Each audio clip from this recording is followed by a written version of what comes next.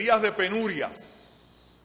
Por eso es que nosotros tenemos ahí la descripción de esas penurias, de esas calamidades que el pueblo ha estado sufriendo a manos de sus captores, de sus invasores, los asirios, en el contexto del libro de Isaías.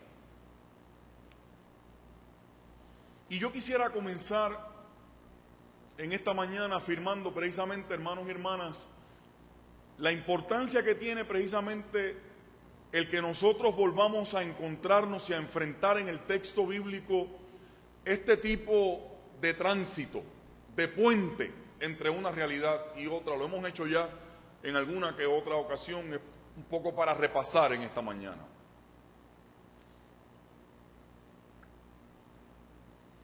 Fíjense cómo el escritor bíblico, que tiene la capacidad para vislumbrar ese horizonte nuevo, esa realidad nueva, lo hace precisamente sin negar y enfrentando frontalmente la realidad que le está tocando vivir al pueblo en el momento en que le está hablando. Y a mí siempre me ha parecido fundamental que nosotros, al encontrarnos y al enfrentarnos, al encararnos con el texto bíblico, nosotros veamos esta capacidad que desde siempre parece ser Dios puso en la gente de su pueblo y en cierta gente de su pueblo, de que si bien es cierto que en Dios hay la capacidad y hay la oportunidad, y bendecimos su nombre por eso, de vislumbrar un mañana diferente, un horizonte más luminoso para nuestra vida, de mejores condiciones para nosotros y para las generaciones que nos suceden, siempre lo hacen sin soslayar, sin esconder la realidad que les ha tocado vivir. Y es que la verdadera fe, hermanos y hermanas, es la fe que, para empezar, lee la realidad tal y cual la realidad es en el momento que la tenemos de frente. Como queriéndonos recordar cada vez, y el que tenga oídos para oír que oiga, como queriéndonos insistir cada vez, como queriendo insistir cada vez que la verdadera fe no le huye a la realidad. Mira de frente esa realidad. ¿Y cuál es la realidad que el pueblo tenía frente a sí en aquel momento, como acabamos de mencionar hace 2 minutos atrás?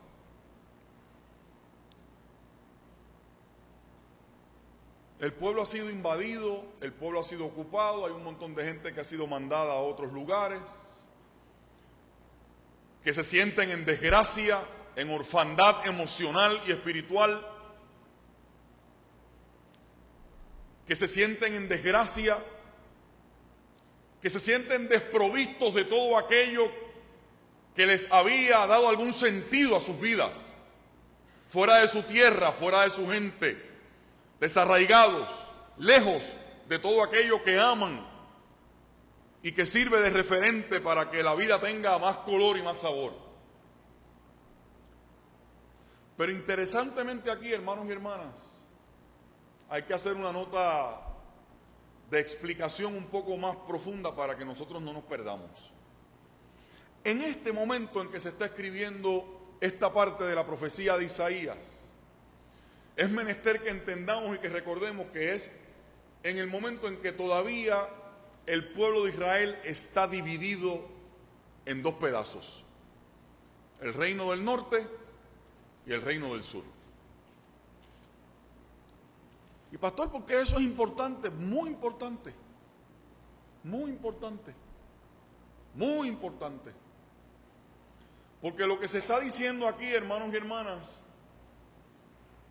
es que mientras ya el reino del norte, y por eso se mencionan ahí, no es un capricho y no es una casualidad esos nombres que ustedes ven ahí, de Neftalí y de Zabulón, en el verso 23 del capítulo 8, para los de ustedes que les gusta meterse ahí de hocico en el texto bíblico, estos fueron los primeros territorios del norte que sufrieron los embates de aquella calamidad invasora.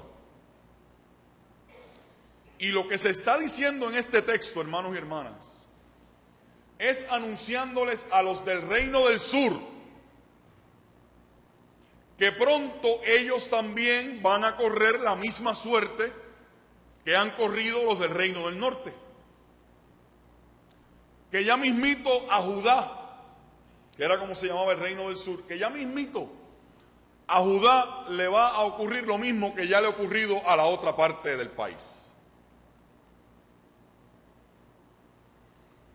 Y yo volví a encontrarme con este texto en estos días, en que ya uno siente los aires navideños, y quise empezar a repasar.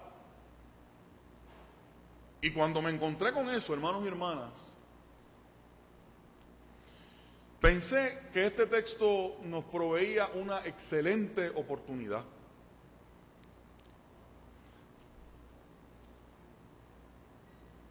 para que nosotros nos miremos un segundito en el espejo de este texto.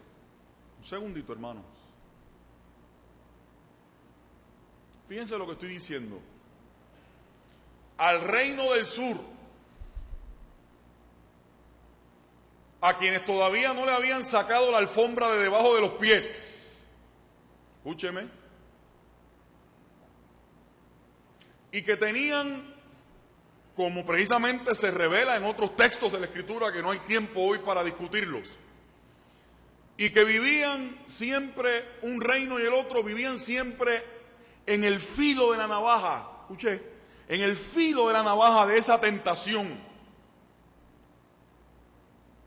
de que las calamidades que le ocurrían a la otra parte del país eran señal de que a los que no le habían ocurrido todavía esas calamidades, esos estaban en el favor de Dios, esos estaban en el banquete de la gracia de Dios, esos estaban en los años de la cosa buena. La realidad es, hermanos y hermanas, que se les recuerda a la gente de Judá que ellos también van a compartir la misma suerte de sus hermanos y de sus hermanas. Y yo, con mucha humildad y con mucha reverencia frente al texto bíblico, hermanos y hermanas, me pregunto a mí mismo, y retóricamente les pregunto a ustedes, ¿en cuántas ocasiones, posiblemente sin darnos cuenta? Y esto es un asunto de cómo el Espíritu de Dios construye nuestras sensibilidades y nuestro entendimiento. De en cuántas ocasiones nosotros y nosotras, o algunos de nosotros y de nosotras, vivimos precisamente ese espejismo de pensar que las cosas que están ocurriendo en nuestro país, que la realidad que le toca a vivir a nuestro país, que las cosas que escuchamos que ocurren en derredor nuestro y que cada vez parecen estar más cerca de nosotros y metidos en nuestras vidas y metidas en nuestras vidas familiares también esas dinámicas, ¿hasta qué punto nosotros y nosotras, hasta de maneras inconscientes, no hemos vivido en el espejismo de pensar que esas cosas que pasan le están ocurriendo a los otros, a los demás?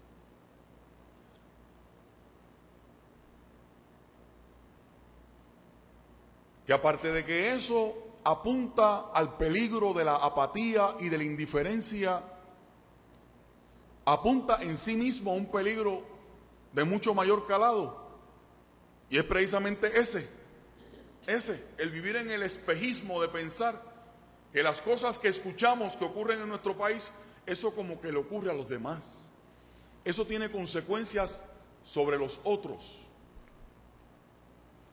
Miren, hermanos y hermanas, este texto tan lindo, tan hermoso de Isaías 9, acompañado por parte de la descripción de la realidad en el capítulo 8, nos recuerda de una forma un poco brusca y un poco cruda, sí, pero importante. Nos recuerda que nosotros y nosotras por lo menos así le parece a este servidor en su humilde entendimiento, que nosotros y nosotras como pueblo de Dios nos tenemos que cuidar mucho de esa sensación y de esa actitud, de ese mosquito que pica nuestro mapa de vida y que nos hace pensar, hermanos y hermanas, que las cosas que nosotros vemos que están pasando en nuestro país, eso le está pasando a otros, o eso tiene consecuencias sobre otros. El texto bíblico nos recuerda que cuando todos somos parte de un colectivo, todos y todas estamos llamados a compartir la suerte del pueblo y que nosotros somos parte también de esa realidad. Y aunque no parece algo muy simpático, yo bendigo a Dios por ese recordatorio que Él nos hace, recordándonos a nosotros que nosotros somos parte del pueblo, que nosotros también estamos llamados a compartir las realidades de nuestro país, a entenderlas, a sensibilizarnos frente a ellas y sobre todo a buscar las maneras en que esas realidades pueden ser diferentes. Al pueblo del sur de Israel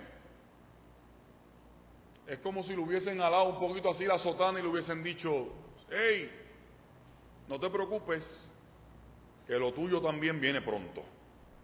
No te preocupes, que lo tuyo también viene pronto.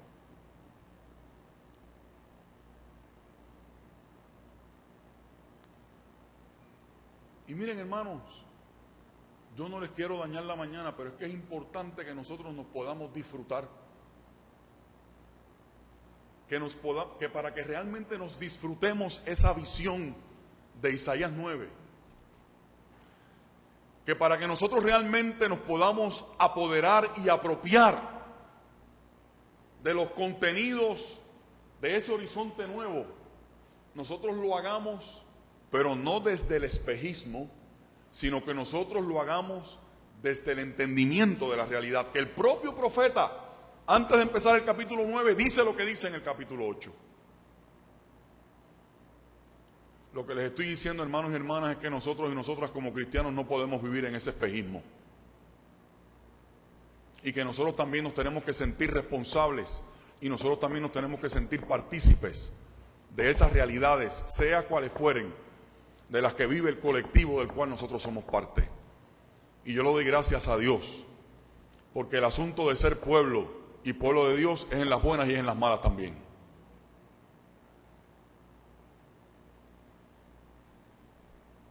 Y desde ahí entonces, hermanos y hermanas,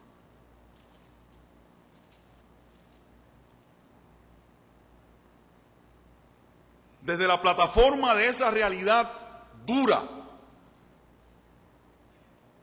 cruda, de días aciagos, de días difíciles.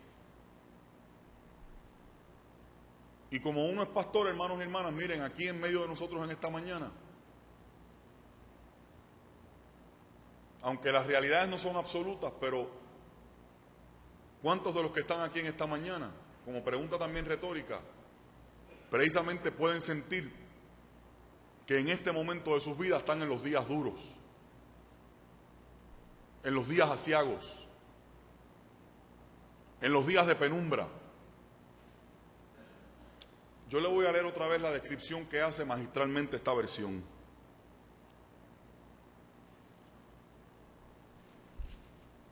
Mira lo que dice de la lectura que hace el pueblo de su realidad.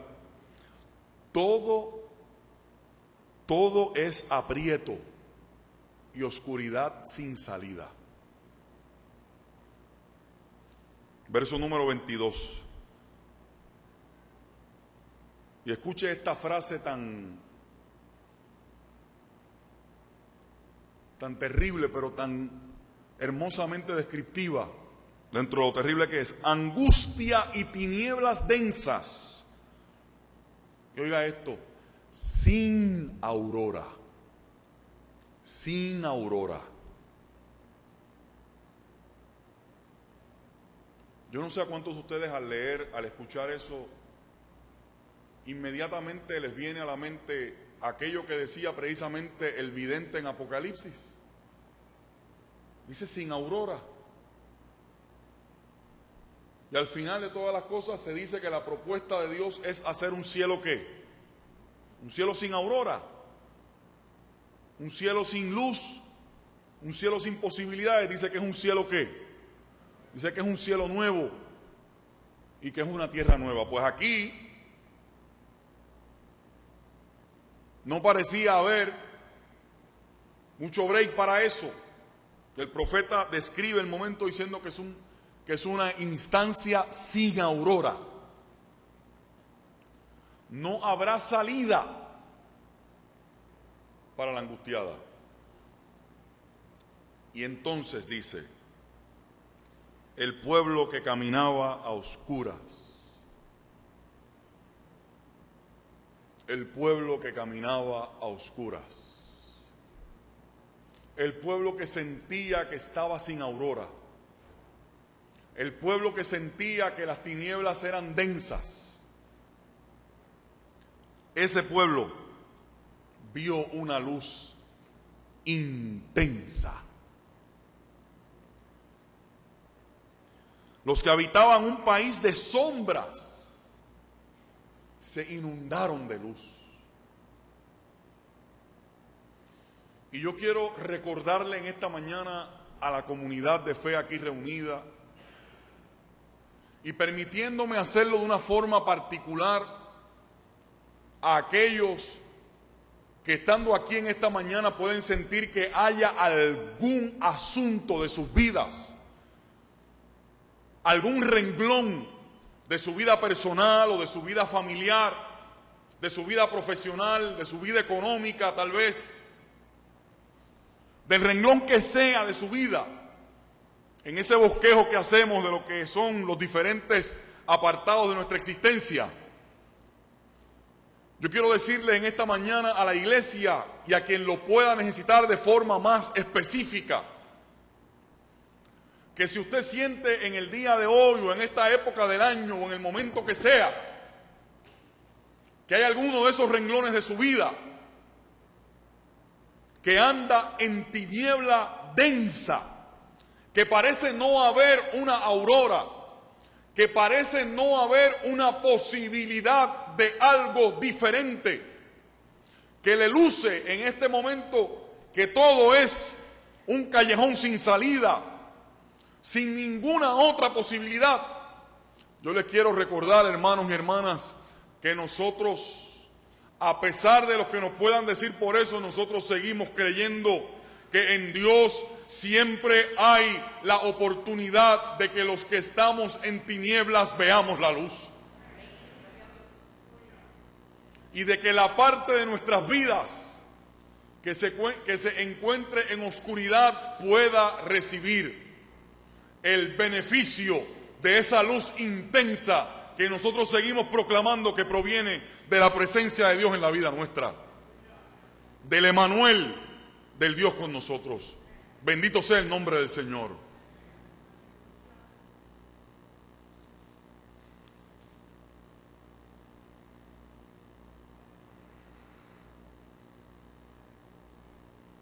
Y de repente el que estaba diciendo todas las cosas que estaba diciendo dice que la alegría va a crecer, que el gozo va a aumentar, que la cosecha se va a dar.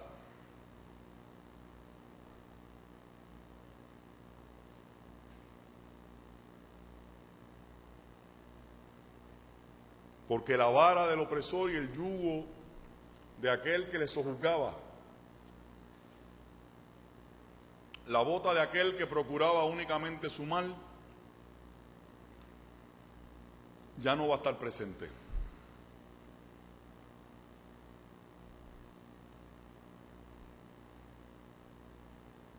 La capa empapada en sangre, dice la versión que yo tengo, que gráfico, ¿verdad? La capa empapada en sangre. Eso no es una imagen, eso no es una imagen así de una metáfora, hermano, ¿sabe? Eso es literal. La capa empapada en sangre serán combustible, pasto del fuego. Así como decía una cosa ahorita, lo digo ahora entonces con la misma boca, hermanos y hermanas.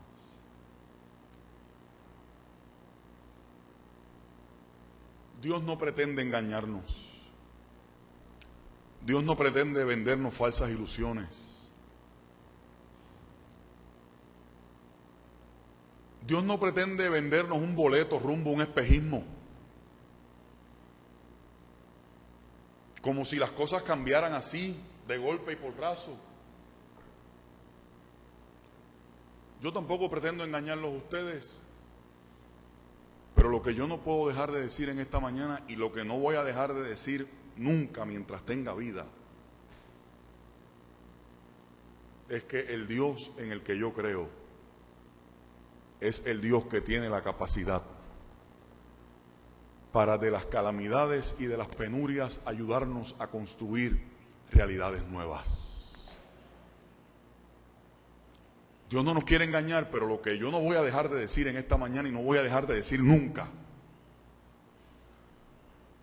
es que independientemente de cuán oscuro, de cuán aciago, de cuán contrario, de cuán difícil, de cuán adverso, de cuán tormentoso nos toque a nosotros vivir el día de hoy, o el día de ayer, o el día de mañana, o el año que viene,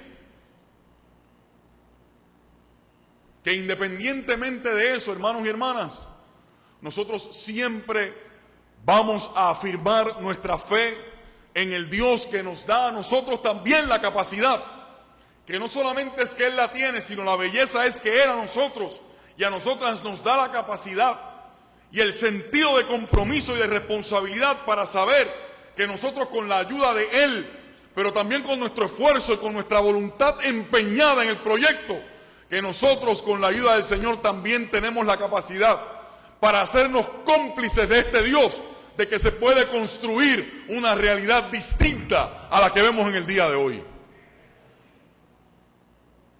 Que en tu vida personal, que no encuentras ni un flashlight para alumbrarte en este día o en la noche pasada, y que tienes temor de que llegue la noche de hoy, porque no sabes cuán larga va a ser, porque te piensas sin futuro y sin aurora, en la densidad de esta oscuridad penetrante y castrante de la voluntad. El escritor bíblico, el profeta, nos recuerda que esta época de anticipo de la llegada del Mesías es época para que nosotros también tengamos la capacidad de renovar nuestra esperanza.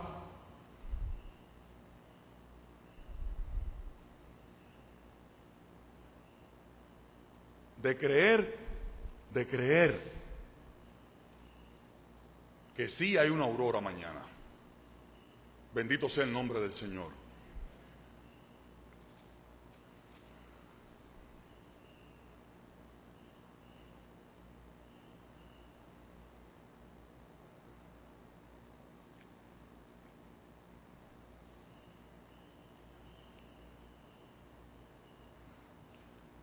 La Navidad comenzó con las ventas del madrugador.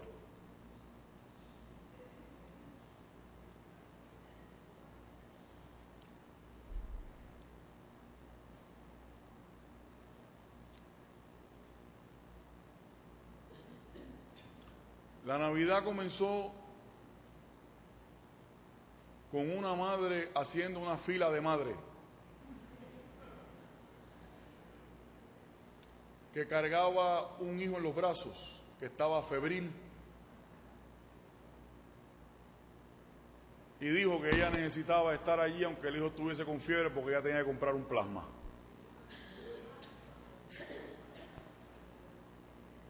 Hacemos así, ¿verdad? Cuidado.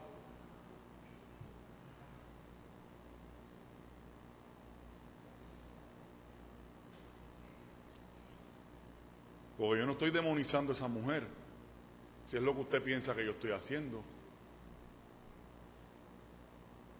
Claro que pienso que hay una gran dosis de irresponsabilidad.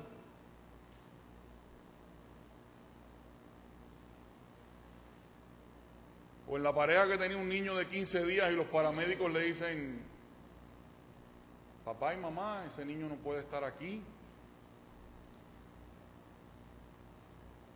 Papá y mamá ni se enteraron que le estaban diciendo que no podían estar allí. Tampoco los estoy demonizando a ellos.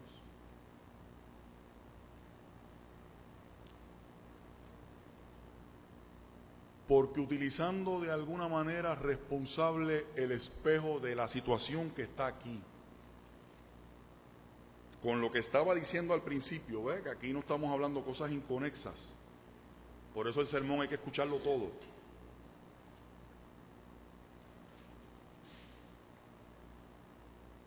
Porque la realidad es que todos y todas vivimos en un sistema en el que todos y todas hemos participado. Y eso que nosotros vemos en esas personas es fruto de ese sistema de cosas en el que vivimos y del cual participamos.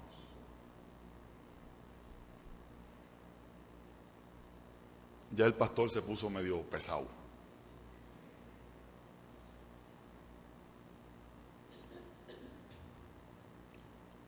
La realidad es que dándonos o no dándonos cuenta, todos y todas, en alguna medida, por acción directa o por acción indirecta,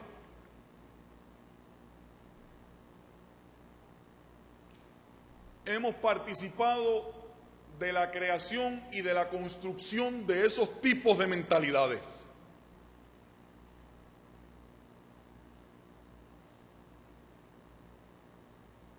En la que perdemos la dignidad si hay que perderla, pero hay que comprar el plasma.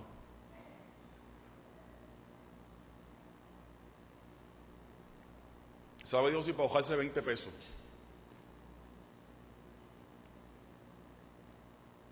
Y no quiero caer en el cliché de ese tema ni en la trivialización de ese asunto, sino lo que les estoy diciendo, hermanos y hermanas, es que todos y todas tenemos que asumir ese nivel de responsabilidad. De que lo que ocurre en unos espacios y en unos bolsillos de este país tiene que ser responsabilidad de todos y de todas.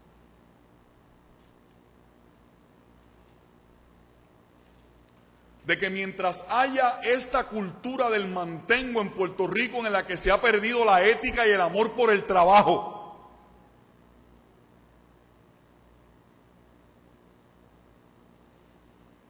de que mientras nosotros sigamos validando esquemas en los cuales el tener es más importante que el ser,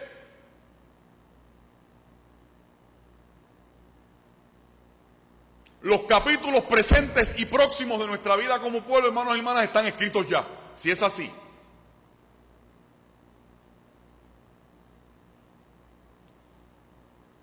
Pero la proposición del texto en esta mañana y la mía propia es que nosotros utilicemos, ya que el calendario nos lo pone ahí, nosotros utilicemos también esta época de la Navidad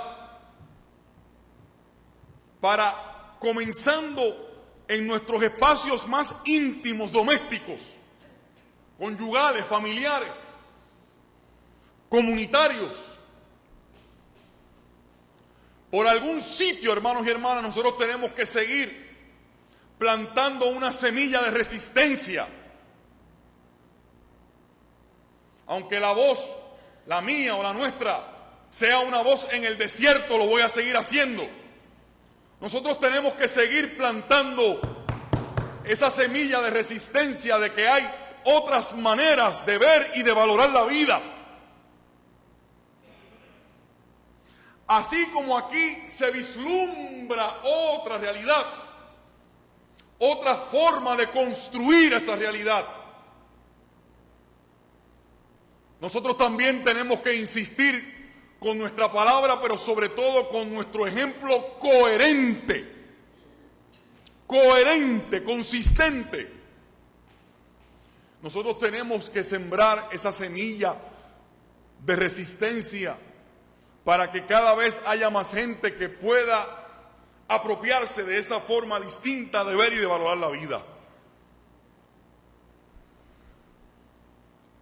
Miren, hermanos, y estoy terminando, que es la forma distinta en que este niño nos vino a plantear las cosas.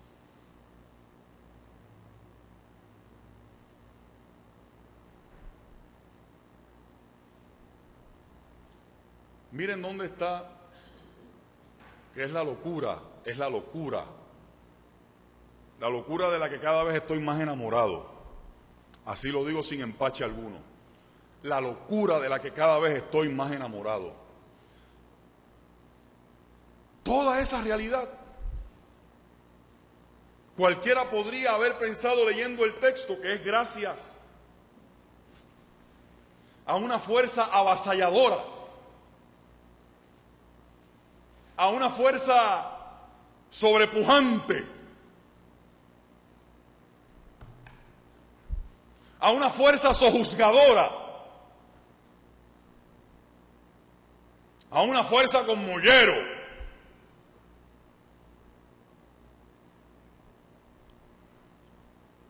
Y la hermosa locura en la que yo creo dice que toda esa realidad nueva es posible. Comenzando por lo más frágil. Qué cosa más bella es la fe bíblica. Es que de verdad es la locura. Es la locura. Que por la cosa más frágil, por la cosa más vulnerable, más dependiente, más pequeña,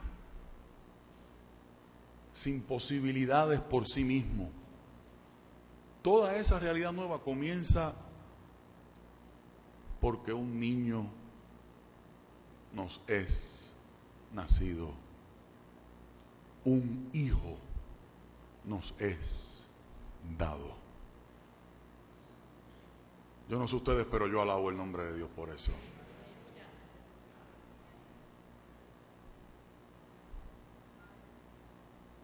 Por esa lógica de Dios, esa lógica de locura para el ojo humano, para la razón, para la matemática, para la ecuación humana.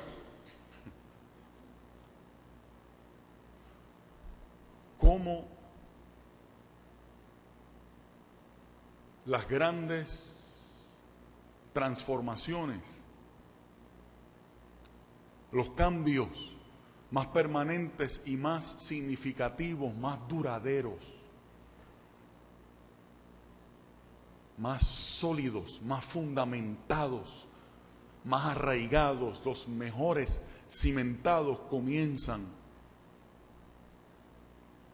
cuando vivimos en la matemática de Dios, cómo esas cosas pueden ocurrir y pueden surgir, pueden encontrar su génesis en las cosas aparentemente más pequeñas, en las semillas y en los cambios más pequeños. Y ahora yo lo que le estoy diciendo a cada uno de ustedes como pastor es que ustedes vivan atentos, porque en medio de esa oscuridad y de esa densidad de tinieblas de la que estábamos hablando ahorita y que no hay que repetirlo otra vez, en la que puedas estar tú o tú puedas creer que puede estar tu familia o algunos renglones de tu vida, aparte de las alusiones aquí a ese colectivo como pueblo, pero ahora también hablándote a ti que lo necesitas, porque tú y yo también lo necesitamos para nuestra vida individual, claro que sí. El Señor te recuerda que de las cosas aparentemente más anónimas y más insignificantes, si es Él el que las hace en tu vida, de ahí tú podrás ver los nuevos mañanas, las nuevas auroras y los grandes cambios en la vida tuya. Alabado sea el nombre del Señor. Que la Navidad, hermanos y hermanas, entonces podemos decir que la Navidad es el anuncio del Dios que irrumpe y desde lo pequeño, desde lo aparentemente pequeño e insignificante, de lo aparentemente pequeño e insignificante, la Navidad es el anuncio que el Dios nuestro, de eso aparentemente pequeño e insignificante, puede hacer en tu vida, en la mía y en nuestro pueblo, cielo nuevo y tierra nueva. La Navidad es el grito perseverante del Dios que en el llanto de aquel niño le estaba anunciando a la humanidad que ese llanto sería transformado en gozo, en alegría y en cosecha. La Navidad es el grito de este Dios que desde los espacios más inesperados, como lo era el nacimiento de este niño, desde los espacios más inesperados,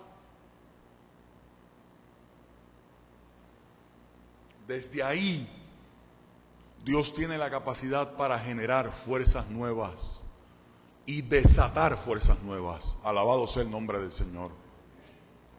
La Navidad es el grito de ese Dios que se resiste y se sigue resistiendo. Del Dios que se resiste y se sigue resistiendo a que el mal tenga la última palabra en nuestra vida. Y de que todavía para esa situación en la que te crees sin tiempo y sin aurora, todavía Dios puede hacer un cielo nuevo y una tierra nueva. Alabado sea el nombre del Señor. Y todo es posible porque un niño nos es nacido, un hijo nos es dado. Y fíjense que ese niño pone unos requisitos ahí. Esto no es sin requisitos. Sonaba lindo el final de lo del niño, ¿verdad? Pero falta algo que son los requisitos. No puede ocurrir ese cambio y esa transformación. Y eso en conexión con lo que decíamos en el sermón del domingo antes de las elecciones, y por eso es que quiero terminar. Y este texto me hizo como el cuadre total para el mes, recordándole aquel texto en el profeta Miqueas, en el capítulo 6, aquí también lo hace.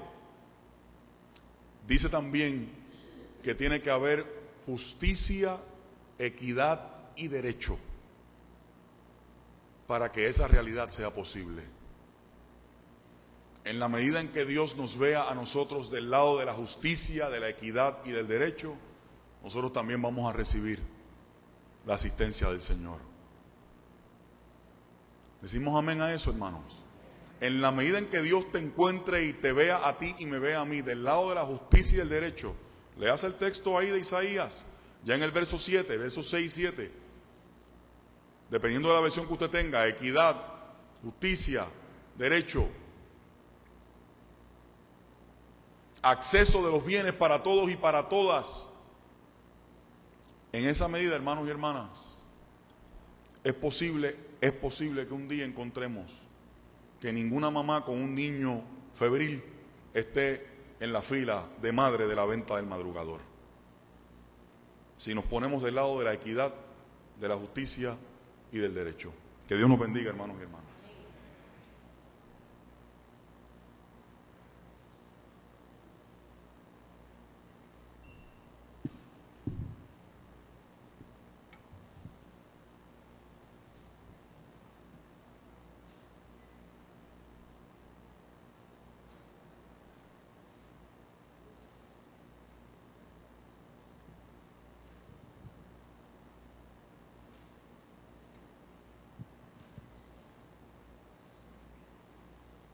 El ancianato y el diaconado